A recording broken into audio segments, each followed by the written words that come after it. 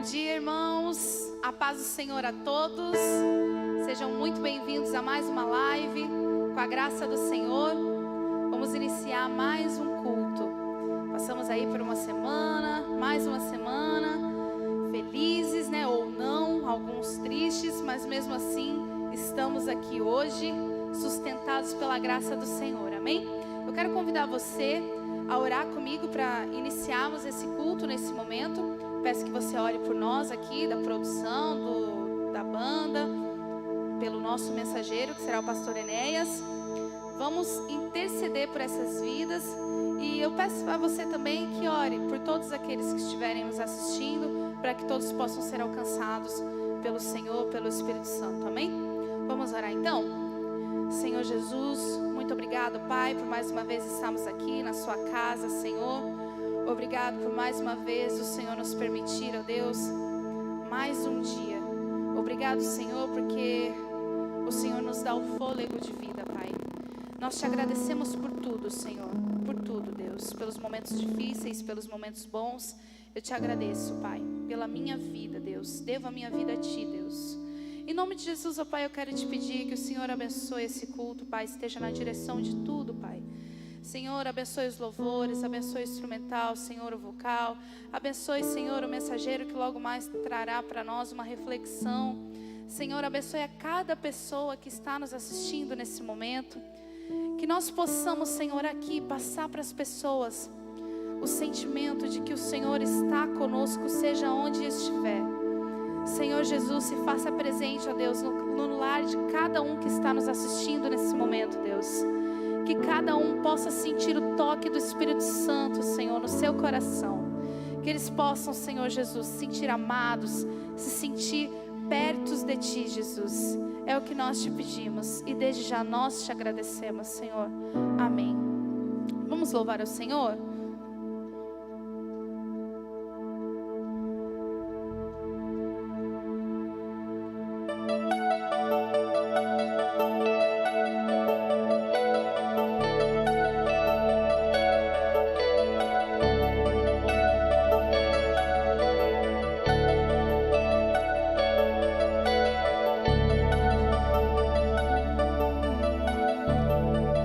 Tenho tanta fome de Ti.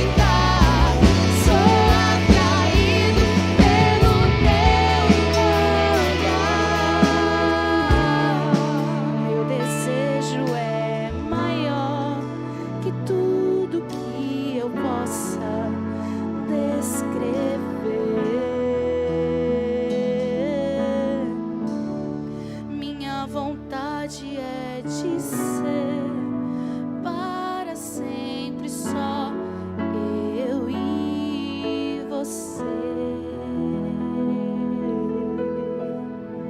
Glória a Deus. Eu quero ler com você uma passagem em 1 Pedro capítulo 5, versículo 7. Se você quiser acompanhar comigo, é um versículo bem curtinho, mas que fala muito ao meu coração e eu espero que fale ao seu também. Diz assim, 1 Pedro capítulo 5, versículo 7. Lancem sobre ele toda a sua ansiedade, porque ele tem cuidado de vós. Amém? O Senhor tem cuidado de nós em todos os momentos, independente da situação, independente da circunstância. O Senhor diz: lança fora todo medo, não tenha ansiedade. Eu sei que é difícil, eu sei que é difícil não ter inseguranças, é difícil não ter medo, mas o Senhor hoje, nessa manhã, quer que você descanse nele, descanse no Senhor. Ele é o seu descanso, Ele é a paz que você precisa, Ele é o amor que você precisa. Sinta Jesus com você aí. Aleluia, Jesus.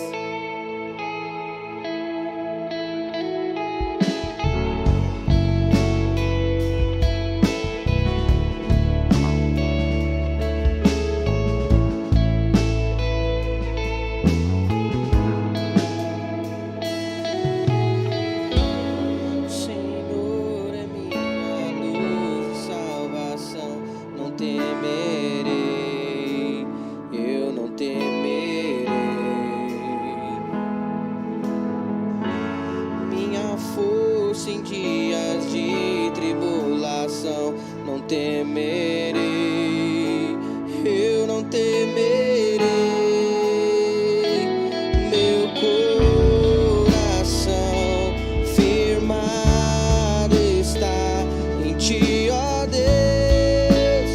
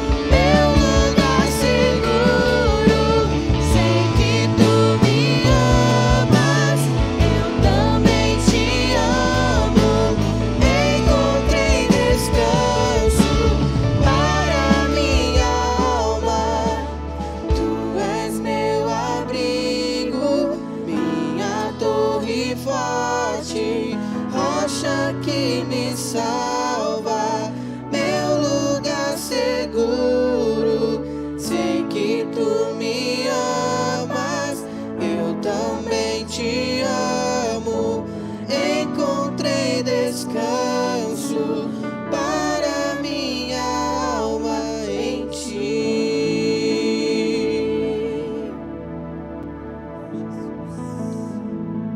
Glórias a ti, Jesus.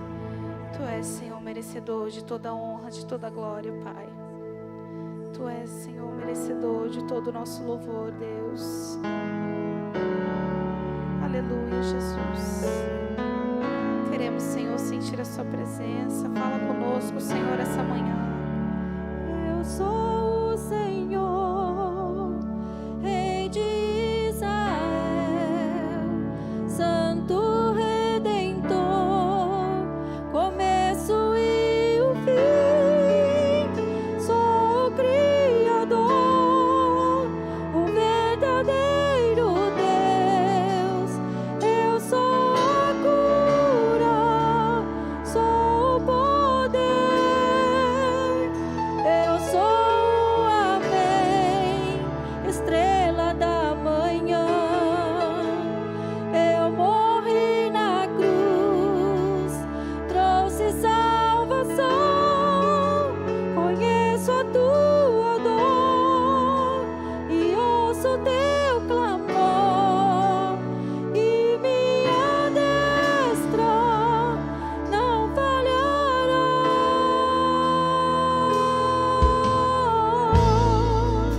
Não há o que temer, contigo eu estou.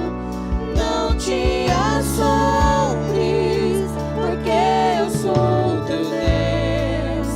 Te fortalecerei, te sustentarei. Com minha mão eu serei fiel.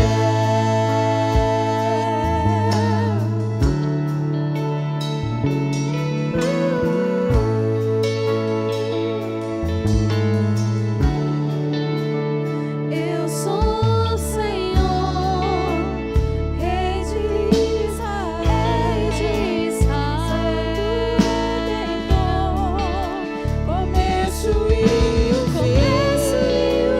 Sou o Criador, O verdadeiro Deus. Eu sou a cura, sou o poder. Eu sou o Amém, estrela da manhã. Eu morri na cruz, trouxe salvação. Conheço a tua dor e ouço teu clamor.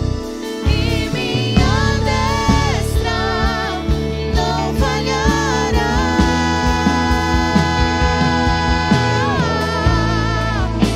Não há o que temer, contigo eu estou. Não te assombres, porque eu sou teu Deus. Te fortalecerei, te sustentarei. Com minha mão eu serei fiel.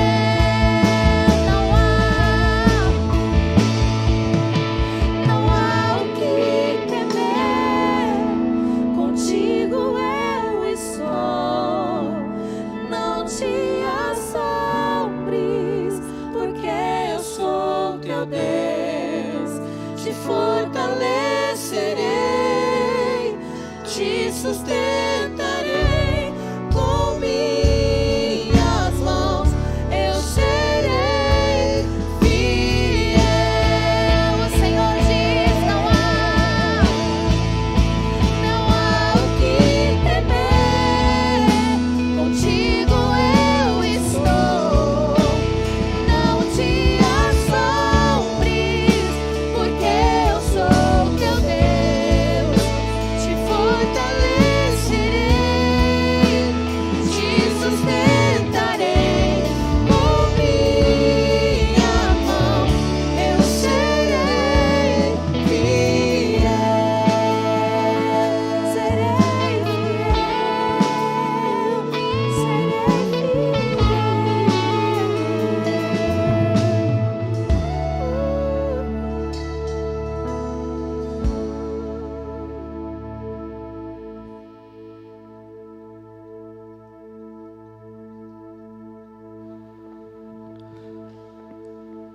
paz do Senhor Jesus Cristo seja com você, meu amigo, meu irmão, minha irmã, que está acompanhando conosco e participando deste culto de louvor e adoração a Deus. É um privilégio e muito mais do que isso, uma bênção poder estar aqui para transmitir a mensagem da palavra de Deus. Hoje, como você viu aí na live, a igreja e o futuro. E eu quero convidar você, em nome do Senhor Jesus Cristo, vamos efetuar a leitura na palavra de Deus, no Salmo de número 37, os versículos 3 até a primeira parte do versículo 7. Abra aí a sua Bíblia e acompanhe neste momento a leitura da palavra de Deus.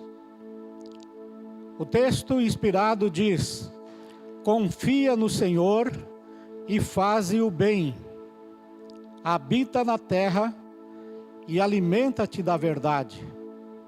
Agrada-te do Senhor e Ele satisfará os desejos do teu coração. Entrega o teu caminho ao Senhor, confia nele e o mais Ele fará.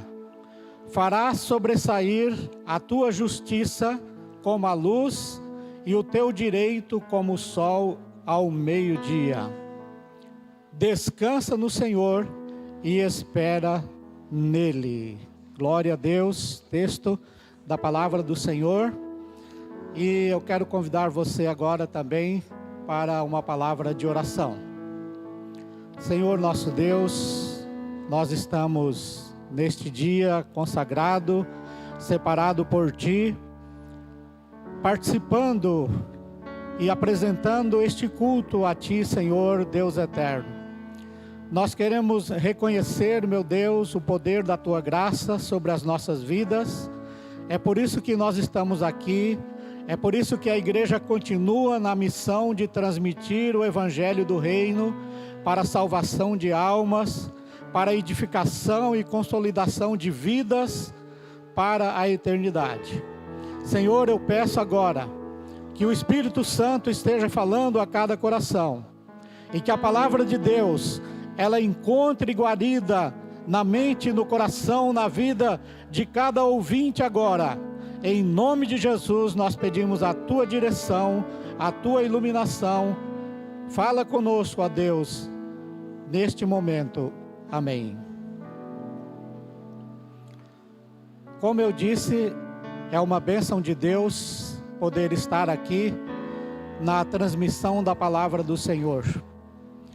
E eu tenho certeza que não será eu, pastor Enéas, falando ao seu coração. E sim, o nosso Deus, o Senhor Jesus Cristo, o Espírito Santo, que nos compraram, que nos redimiram e que agora também estará tocando na sua vida e no seu coração. Preste muita atenção ao tema que nós iremos discorrer agora nessa manhã. A igreja e o futuro.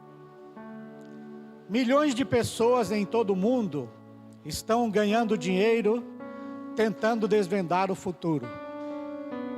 Pessoas fazendo predições, lançando seus prognósticos, e tais pessoas são procuradas por clientes que infelizmente ainda não acreditam que o futuro está escrito nas estrelas.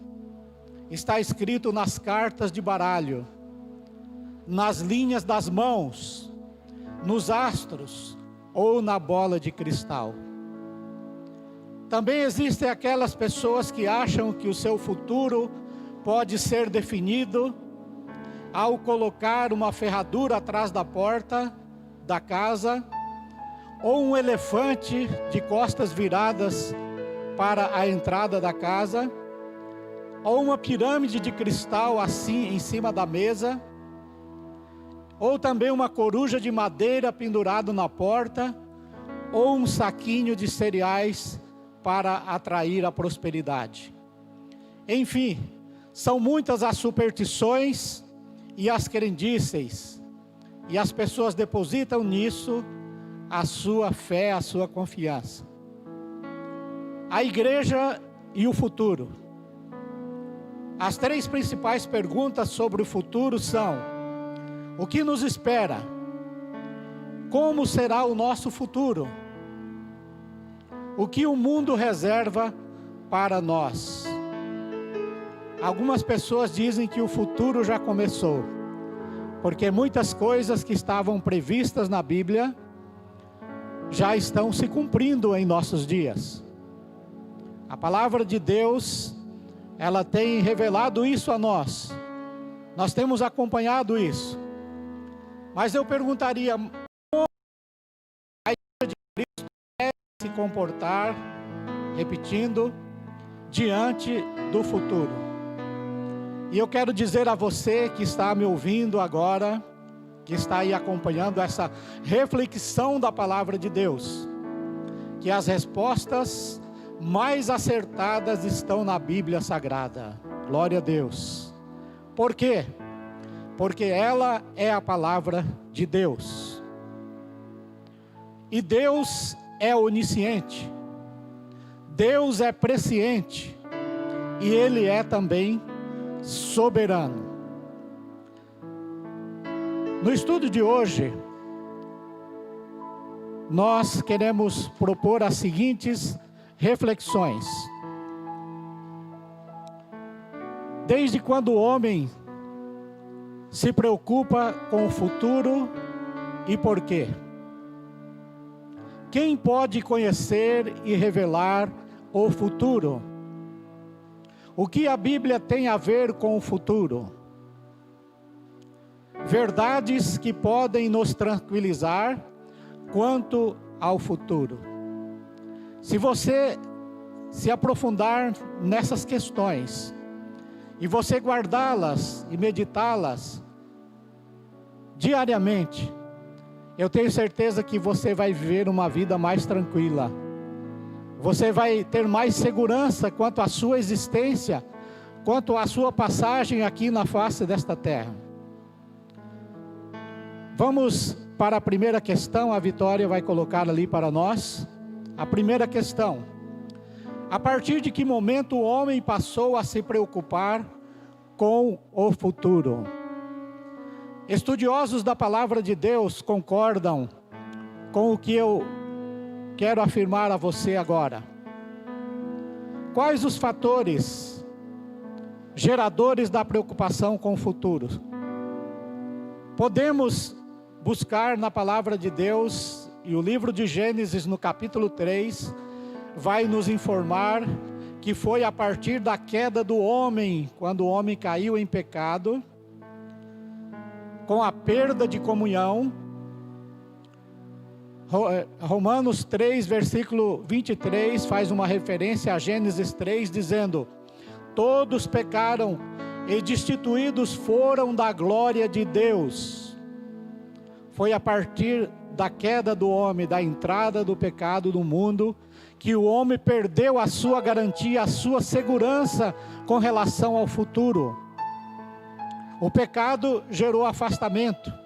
Gênesis 3, versículo 8, diz que após pecar, o casal se escondeu da presença de Deus. Aí começa a insegurança, a incerteza com relação ao que ia acontecer depois, ao seu futuro.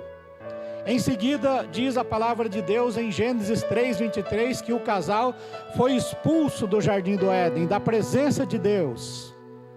É por isso que o texto diz que todos pecaram e destituídos foram da glória de Deus. O que significa ser destituído da glória de Deus? Significa a perda de comunhão, o afastamento da presença de Deus, o deixar de estar contemplando Deus face a face e conversando com Ele. Então a preocupação e o medo do futuro começou no dia da queda do homem. A segunda questão que está sendo projetada aí, por que o homem se preocupa tanto com o futuro? Por que tantos adivinhadores, prognosticadores, pessoas tentando desvendar o que vai acontecer no amanhã? E não possuem em si mesmo, pessoas que não possuem em si mesmo poder de desvendar o futuro, tampouco podem determinar o que vai acontecer amanhã. Porque nem tudo sai conforme se programa. Então, por que o homem se preocupa tanto com o futuro? Nós já mostramos lá no capítulo 3 de Gênesis como tudo começou. A palavra de Deus em Eclesiastes capítulo 8 e versículo 7 diz: o sofrimento de um homem, no entanto, pesa muito sobre ele, visto que ninguém conhece o futuro. É a palavra de Deus que está dizendo: nenhum homem tem poder para desvendar o futuro. O que nós sabemos sobre o futuro foi ou será revelado por Deus. Deus, pela sua permissão, às vezes nos permite conhecer o futuro por meio da revelação. E aquilo que nós já sabemos sobre o futuro, conhecemos através da palavra de Deus. E ainda o texto de Eclesiastes diz: quem lhe poderá dizer o que vai acontecer? Ninguém tem o poder de conter o próprio espírito ou vento, tampouco tem poder sobre o dia da sua morte. Então nós concluímos que só Deus sabe e tem poder para controlar e mudar. Mas como a maioria encontra-se distanciado dele, surgem então os temores e as preocupações sobre o que há de vir. É a distância, o distanciamento que há entre a maioria dos seres humanos e Deus, é que vem trazer a incerteza quanto ao futuro. A terceira questão que nós queremos discutir nessa manhã é esta: onde está, porém, aquele que pode revelar o futuro? Nós citamos inicialmente alguns meios usados para tentar desvendar o futuro. E eu posso afirmar, pelo que eu conheço na palavra de Deus, que são caminhos do engano. São caminhos que levam à perdição, a desagradar a Deus, e as pessoas que procuram tais meios estão cometendo grande pecado contra Deus. Mas ainda há tempo de você se reparar, de você se libertar de todo engano. A palavra de Deus diz que nós temos que lançar fora todo engano. Isaías capítulo 8, versículo 19, diz o seguinte: quando vos disserem, consultai os que têm espíritos familiares e os feiticeiros, os que chilreiam e murmuram, respondei: acaso não consultará um povo a seu Deus? Acaso a favor dos vivos consultará os mortos? É claro que não. Nós temos um Deus vivo, um Deus soberano, um Deus que controla e sabe de todas as coisas. É a Ele que nós devemos recorrer. É Ele que nós devemos buscar para dirigir a nossa vida, para cuidar do nosso futuro. Quando o Evangelho chegou à Europa, está lá em Atos capítulo 16, Paulo expulsou um espírito de adivinhação de uma jovem, lá na cidade de Filipos. E ele expulsou este espírito maligno pelo poder de Deus, porque isso não agrada a Deus. Nós temos que consultar a Deus. Deus é o eterno conselheiro. Isaías 9:6 diz que Jesus será chamado maravilhoso, conselheiro, ou no hebraico, conselheiro maravilhoso, Pai da eternidade e príncipe da paz. Somente Deus é quem pode revelar o nosso futuro. É perante Ele que todas as coisas são manifestas. Na sua vista não há segredos. A sua vida, ela é nua e patente na presença de Deus. Ele sabe o que está acontecendo com você agora. E Ele quer cuidar da sua vida. Ele quer que você coloque o seu futuro nas mãos dele, para que seja conduzido, para que seja dirigido. E eu quero afirmar a você que Deus tem um futuro melhor para a sua vida. Tome uma decisão agora e diga: Senhor Jesus, eu entrego a minha vida em tuas mãos. Eu entrego o meu futuro aos teus cuidados. E é este Deus que vai cuidar de você. A quarta questão que eu quero apresentar a você nesta manhã, sobre a igreja e o futuro, é: qual o propósito da Bíblia em revelar-nos o futuro? E eu quero dizer uma verdade a você que está me ouvindo agora. Não existe nenhum outro livro na face da terra com o poder ou com o conteúdo de revelar-nos os acontecimentos futuros. É somente a Bíblia Sagrada. É somente ela. Por quê? Porque é a Bíblia Sagrada que nos leva a conhecer a grandeza de Deus, a sua sabedoria, a sua onisciência, a sua presciência, porque Ele sabe das coisas antes de acontecer, a sua onipresença, a sua onipotência. E a Bíblia nos leva a compreender a grandeza da soberania de Deus. Lamentações capítulo 5 e versículo 19 diz que Deus, tu Senhor, permanece eternamente, e o teu trono de geração em geração.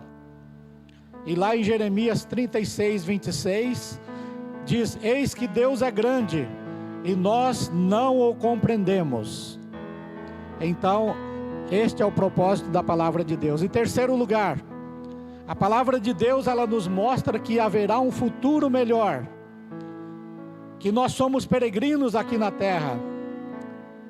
Paulo, ele diz que as coisas que nós vemos, elas são passageiras, mas as que nós não vemos, elas são eternas.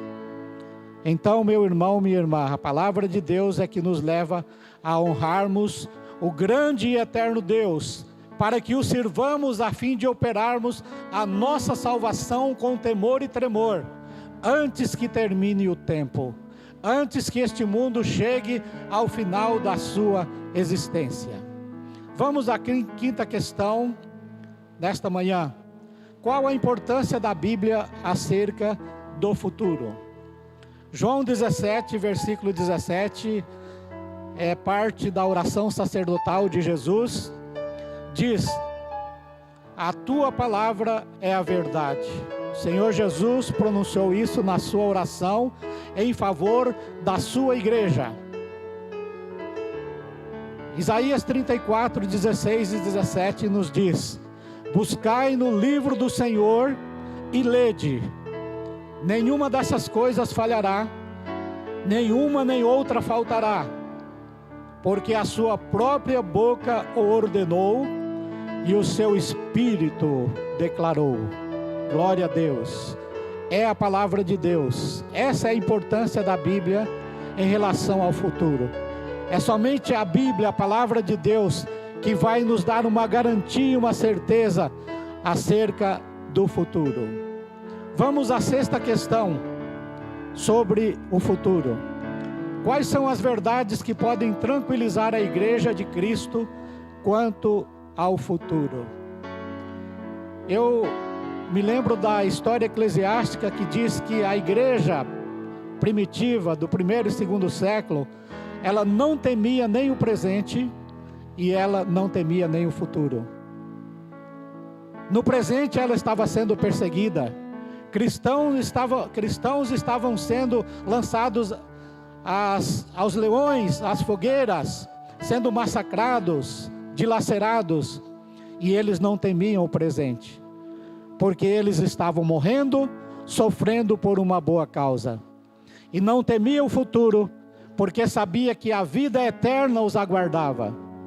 E é essa tranquilidade que a igreja de Cristo tem aqui na face dessa terra.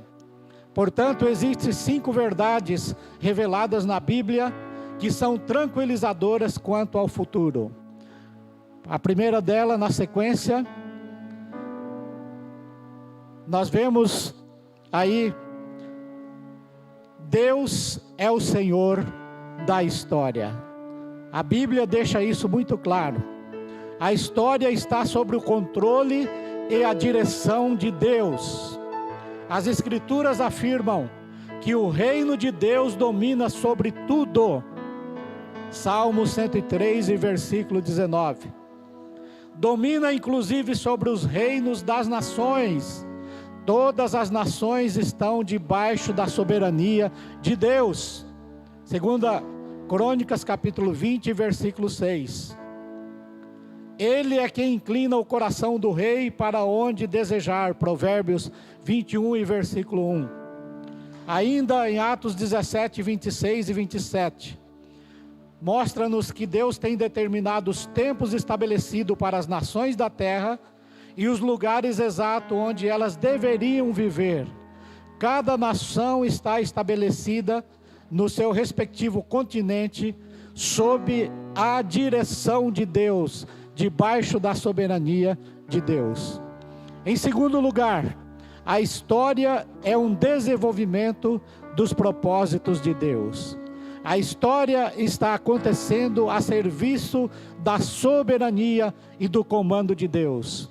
Para os escritores da Bíblia, a história não é uma série de ciclos repetitivos, sem sentido, mas um veículo através do qual Deus realiza os seus propósitos para o homem e para o universo. E os propósitos de Deus culminam na salvação da humanidade, no Salvador, na vinda do Salvador. Então Deus revela os seus propósitos. Essa é a visão cristã, que vê a história em cumprimento dos propósitos de Deus. Em terceiro lugar, Cristo é o centro da história.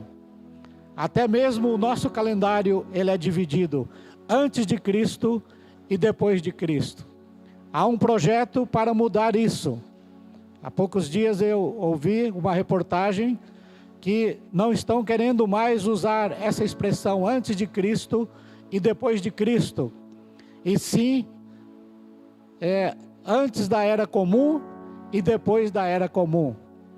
E a justificativa antibíblica é que Cristo não é referência para muitas crianças. Então, por isso, estão pretendendo mudar essa expressão antes de Cristo e depois de Cristo. Nós sabemos que isso não é um projeto de Deus. Isso provém de pessoas que querem banir o cristianismo da face da terra.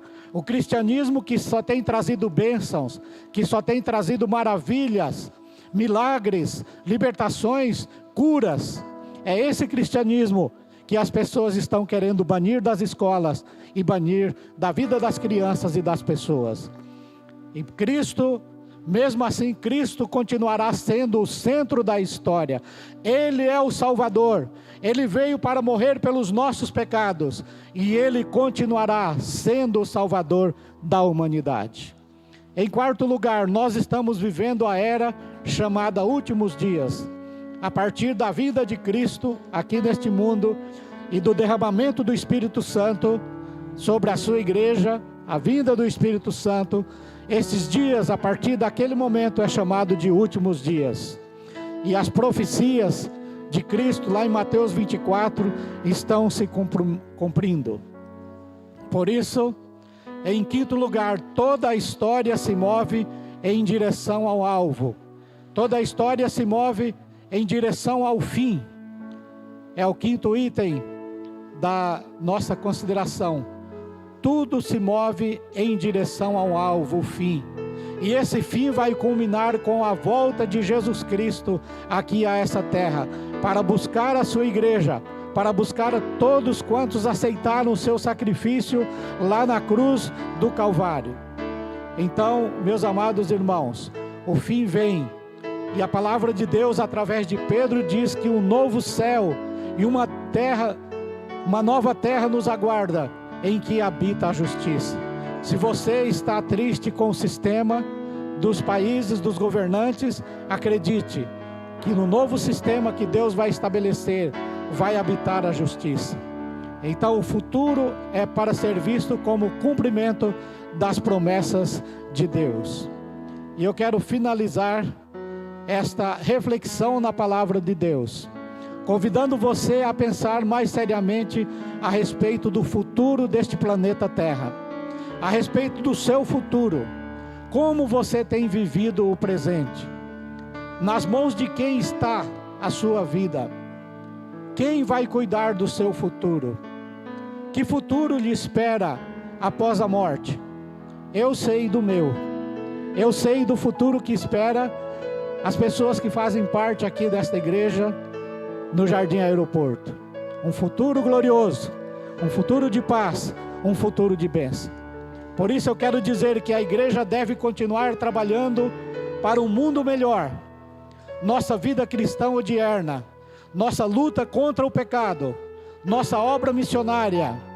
Daqui a pouco você vai ter a oportunidade de contribuir para missões. O pastor Carlos estará falando com você.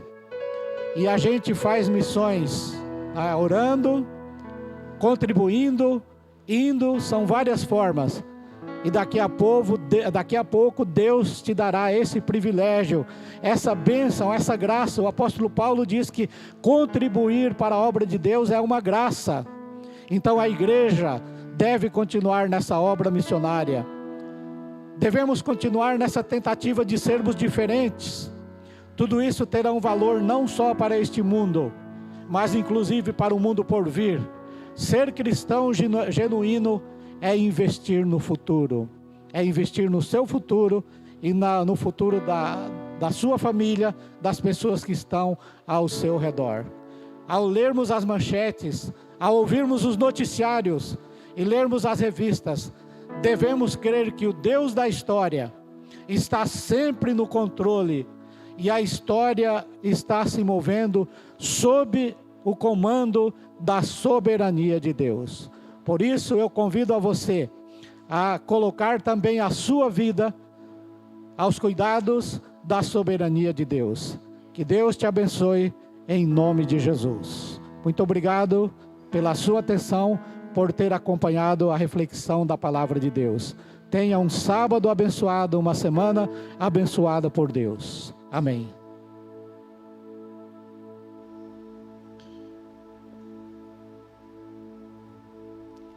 Glória a Deus. Tivemos aí o nosso momento de reflexão, de aprendizado sobre a palavra do Senhor. E agora temos mais um momento para adorar a Ele.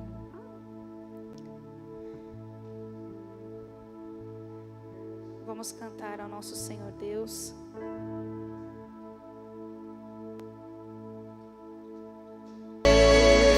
Hoje, Senhor, meus irmãos. Desejamos a sua presença.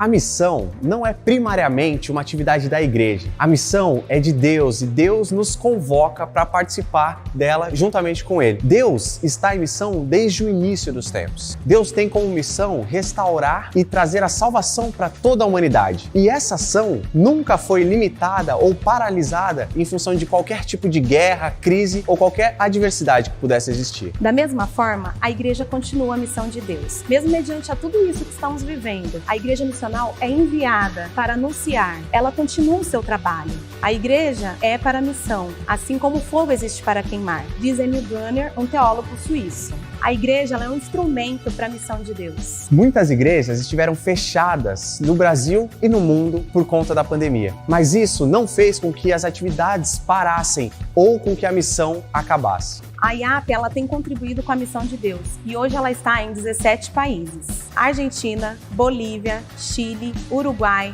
Paraguai, El Salvador, Guatemala, Portugal, Espanha, França, Suíça, Angola, Inglaterra, Índia, Nepal, Moçambique, Nigéria e ações específicas dentro do país. Tradicionalmente, no mês de setembro, todos os promessistas são convocados a trazer uma oferta destinada à missão. Cada promessista deve estabelecer em oração um alvo de contribuição financeira de acordo com suas condições. Você é parte da missão na medida que participa da missão. O valor que você decidir, como fazemos todos os anos, você pode parcelar nos meses de setembro a dezembro. Essa oferta tem a sua destinação de acordo com a seguinte função: 30% para a igreja local e as atividades missionárias que ela tem, e 70% para a Junta Geral de Missões e para a Junta Regional, para que as missões possam alcançar cada vez mais lugares. Em 2 Coríntios 8, do 2 ao 5, diz o seguinte: no meio da mais severa tribulação, a grande alegria e extrema pobreza deles transbordaram em generosidade. Eles deram tudo quanto podiam, e até além do que podiam. Por iniciativa própria, eles suplicavam insistentemente o privilégio de participar da assistência aos santos. E não somente fizeram o que esperávamos, mas entregaram-se a si mesmos primeiramente ao Senhor e depois a nós pela vontade de Deus. Como, pois, invocarão aquele a quem não creram? E como crerão naquele em quem não ouviram falar? E como ouvirão, se não há quem pregue? Vem orar, vem contribuir, vem proclamar, e assim eles ouvirão.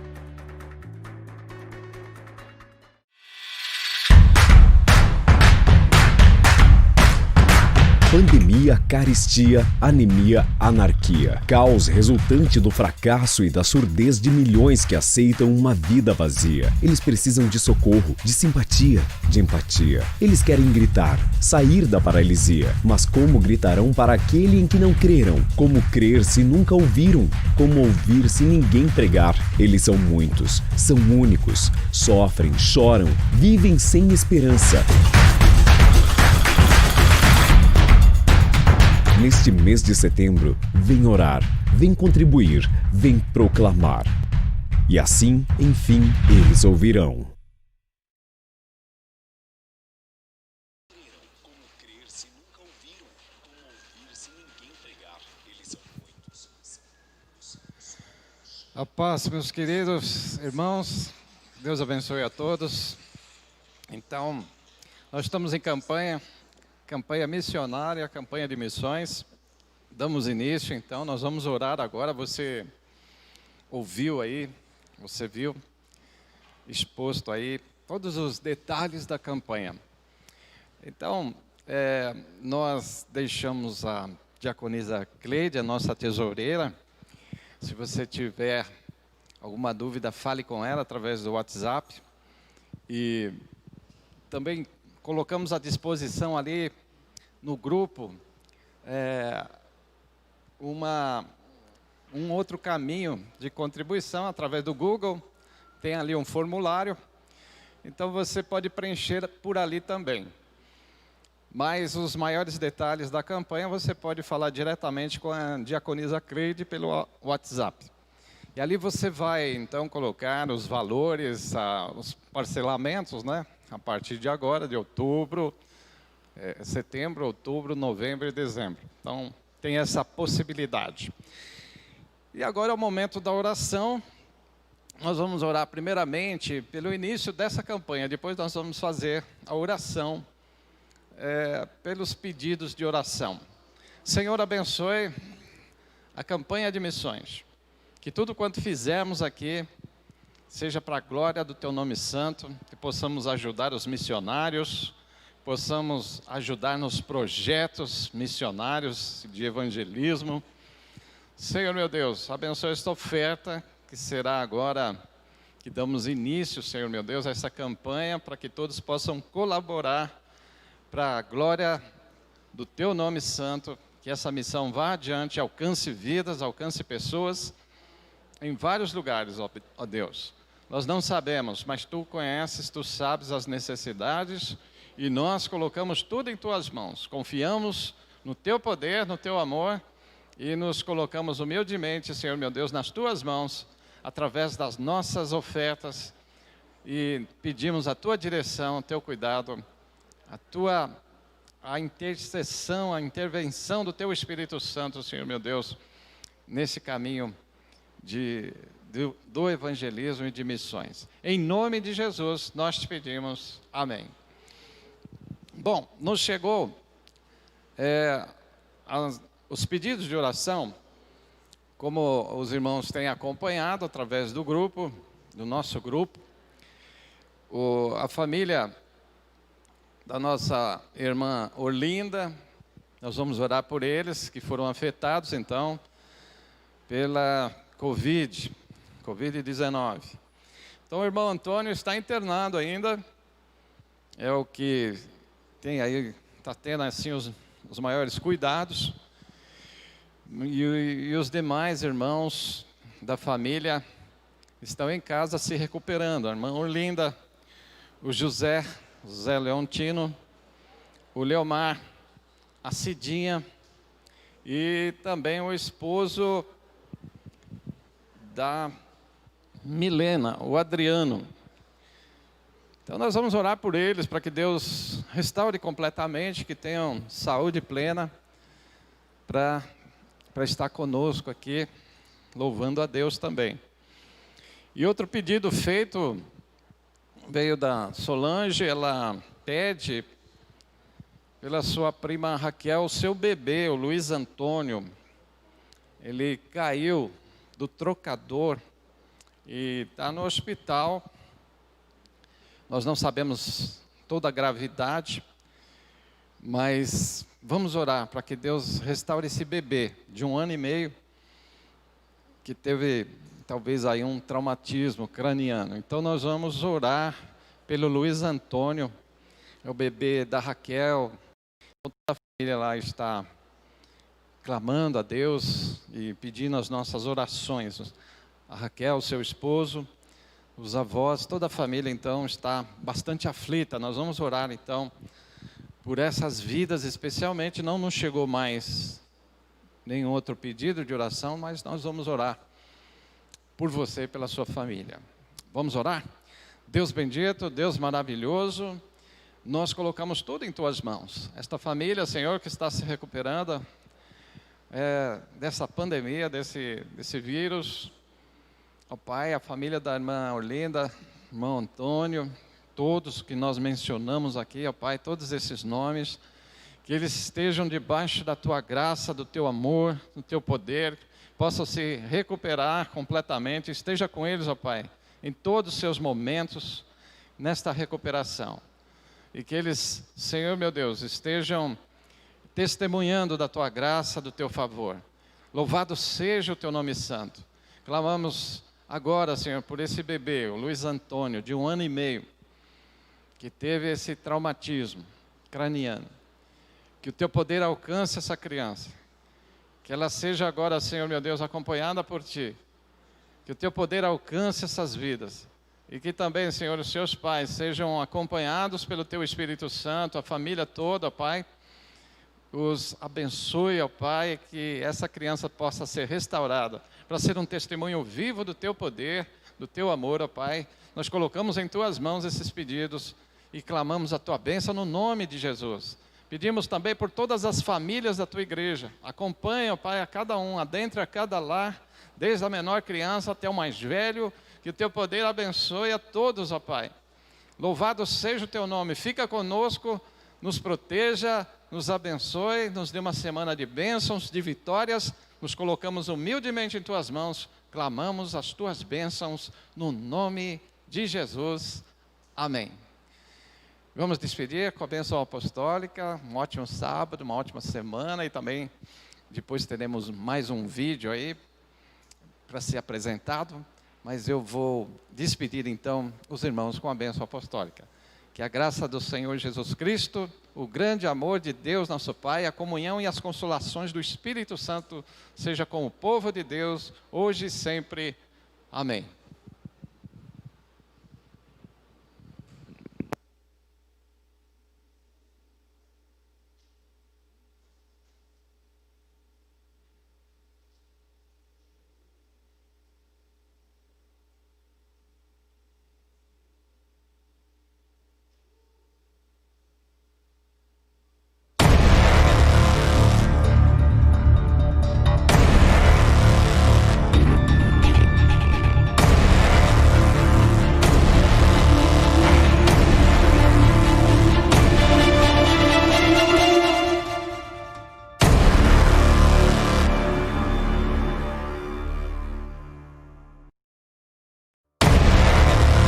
Of your love for me, just as knowledge is to